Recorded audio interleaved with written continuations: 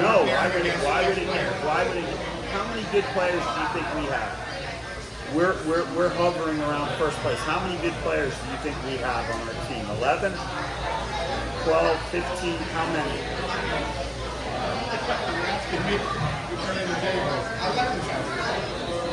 Well, I think we have more than 11 good players. I mean, no, not everyone is there, but we have a lot more than 11. We have 25 on roster. We definitely have guys out with injuries that would be in the lineup, and it'd be difficult. Danny Rivera's left out some weeks. Robbie Mertz, Kenny, they've all been left out sometimes when they've been healthy because we have more than 11. Well, I can guarantee you Sacramento has 18, 20 guys that can play, that are as good as Russell on a given day, or Shane Lee, or Danny Vitiello, and they're all important. And if we make this about 3 guys, Sacramento is not 3 guys sitting on the bottom feeder in the West. There are 3 guys that whether they score or do anything in a game or go down tomorrow, they're one of the best teams in the West every week. And we've been showing that even with some key injuries, I mean, you didn't just lose Dequa, you lose Robbie's ability on the ball and possession.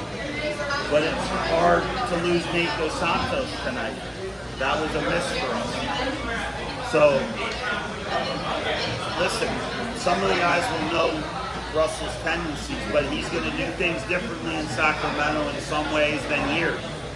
We'll have a scouting report. They'll know things. But if we don't have the ball, it doesn't really matter anything because they're scoring goals. We lucked into not giving up any goals tonight. Not that they had a ton of chances, but we were lucky to get a shutout tonight. And if we don't play better, we don't have the ball, Sacramento or anyone can come in here and score goals. So it's more about what we're doing, making soccer decisions. I love my team because they train hard and they work hard, but tonight they were poor because they're still not good decision makers, period. They have had stretches where they have played better or made more good decisions, or we've had good games or better games. We've struggled to put 90 minutes consistently through the year. We're asking guys to play out of position a little bit because of some of the misses. But we also know if Danny Griffin is playing deep, we still want him to get forward sometimes, and he still has attacking abilities, as does Junior. So the fact that they're playing higher when we get into an attacking moment, that doesn't affect why they didn't trap the ball or why they delivered a back ball on the back end of it. That's a soccer decision or a soccer skill that they're capable of handling that moment better. It's not because of positional. We're not asking them to post up or we're letting them get balls facing forward. Some of it is we've played a lot of big games because right after the Open Cup, which is 3 massive MLS teams where we've had tough games in the league. We haven't had many. There's been nothing free or cheap for us for the last 6-7 weeks. We're unbeaten in 10. I'm not thrilled with the tie tonight because we didn't give ourselves a chance to win, but this is certainly a game we could have won if we played better. We gave up a late goal in Indy, and that was the first game of the streak. We gave up a late goal, a stoppage time in Indy, stoppage time in Monterey Bay. Oakland, we put a lot of pressure, but we didn't create enough chances. So we have 4 draws, and the reality is 2 of them we handed away, and the other 2 we got shutouts and couldn't find 1 goal, even though that Oakland game we had the ball the entire second half. Some of it is our personnel with some injuries. Some of it is lack of execution in the attacking areas that we're continuing to work on. But tonight's not about personnel. We played bad. There was no...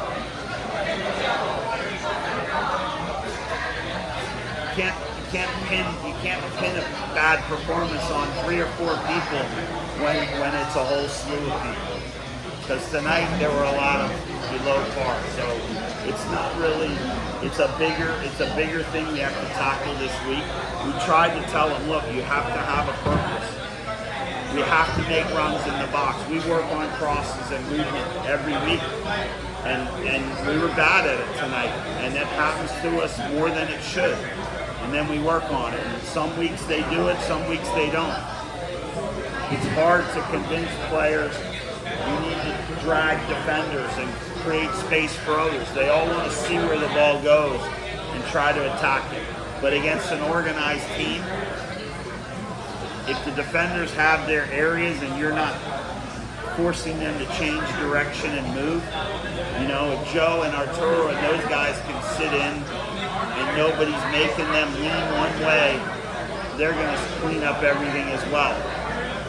So the only way, unless you have superior size, but for us, Tola is a big guy. But Kiza and Danny Griffin and Kenny and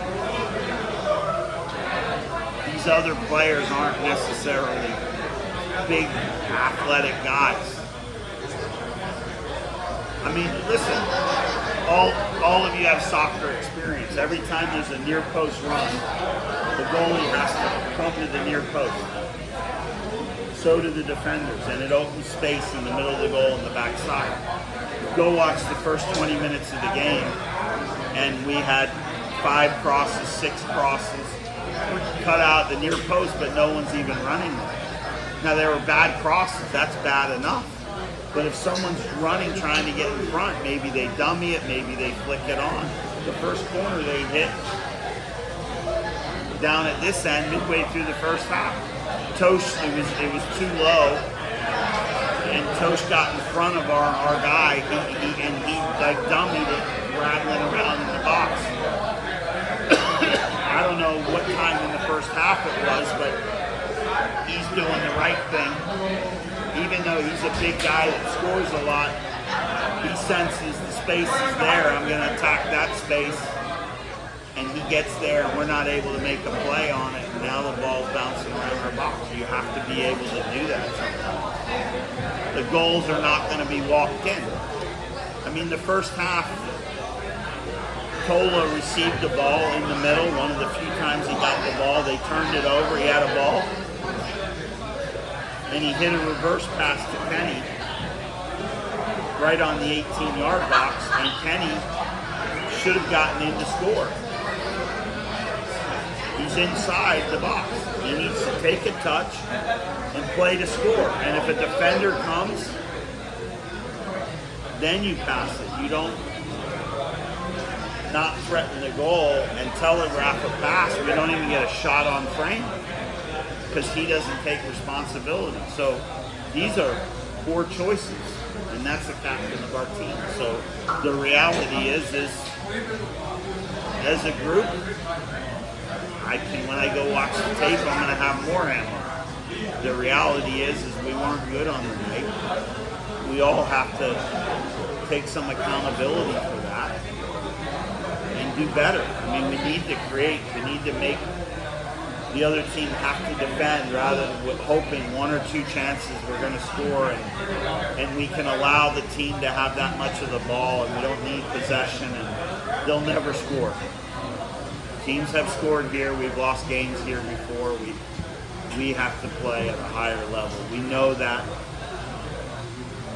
We'll keep working on it. Maybe guys have a different perspective. For me, we were poor on the night. I've told them that. Sometimes I look at the tape and maybe see some other things, but I don't think tonight's going to surprise me much. I think I knew pretty early on that we had a great start and we weren't dangerous. We were behind them, we compromised them, and we didn't create one clear opportunity the first 20 minutes of the game. And I said to Vis, I said, we're playing well and have nothing to show for it because we're not making runs and we don't have any purpose. And we're comfortable. We think, hey, everything's going well, eventually the goal will come. Not if our quality and our decision making doesn't get better. And the reality is 20 minutes in, We had a chance to put a stamp on the game, and we didn't, because we never really played with that maturity that we need to against a team like Louisville. I'll sum it up there. Thank you, Coach. Yep, thanks. Thanks, Bob.